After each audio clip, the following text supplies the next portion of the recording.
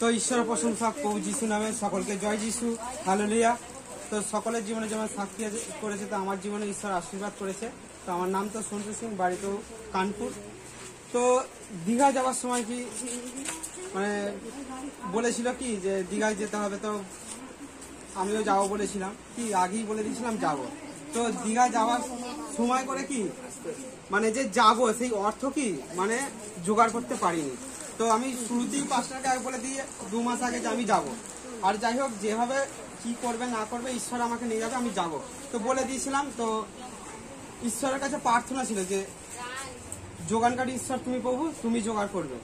তো শেষ পর্যন্ত কি ঈশ্বর জোগাড় করে দেয়, কিন্তু মানে প্রার্থনা করি এবং ঈশ্বর পয়সা অর্থটা কিভাবে জোগাড় করে, যে আমি প্রার্থনা করি এবং ঈশ্বরকে বলি যে আমরা তো জগতের অনেক কাজ করি, হয়তো অনেক বাড়ি ঘরদর করি, অনেক জিনিস কিনি, মানে ধার দেনা করে করি বা লোন নিয়ে করি। তাহলে আমি যে দীঘায় যাব আমার তো অর্থ জোগাড় তুমি করে দেবে, সে লোন করি হোক আর বন্ধক দিয়ে হোক আর যে কোনো প্রকারেই, যে প্রভু তুমি নিয়ে যাবে। তো আমি দীঘা যাই কি জিনিস বন্ধক দিয়ে, আমার আংটি বন্ধক দিয়ে, সোনার আংটি বন্ধক দিয়ে আমি 5,000 টাকা বন্ধক দিয়ে আমি দীঘা যাই। তো আমি ঈশ্বরকে প্রার্থনা করেছিলাম, ওখানেও প্রার্থনা করেছিল যে এরম কাজ তো আমরা অনেক সময় বাড়ির দরকারে করি, তাহলে আজ ঈশ্বরের কার্যে যখন যাচ্ছি আমি কেন তাহলে এটা করতে না, কেন করবো না, আমি অবশ্যই এইটা করি, আমি যাবো বলেছি মানে আমি যে কোনো প্রকারে যাবো। তো সে যে কোনো জিনিস বন্ধক দিই, যা লোনই নিই, যা করে। তো কেন আমার সংসারের যাবতীয় কাজ তো আমরা অনেক সময় করে থাকি, ঘরদোর হোক যে কোনো কার্য আমাদের করে থাকি।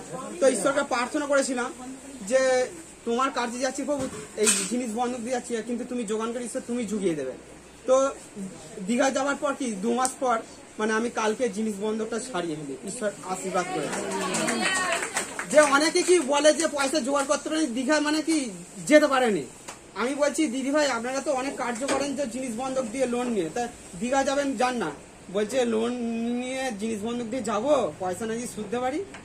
আমি তো নিজে বন্ধক দিয়ে যাচ্ছি, তাহলে আপনারা কেন যাবেন না?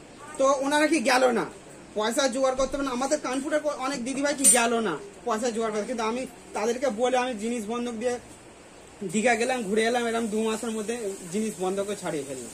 তার ঈশ্বরকে এতটা কি আশীর্বাদ করেছে। তো এতটাই আমার সাক্ষী। জীবন্ত যিশু বিতে করবার লাখ লাখ ধন্যবাদ, প্রভু যিশু করবো অসংখ্য ধন্যবাদ। সকলকে জয় যিশু, হালেলুয়া।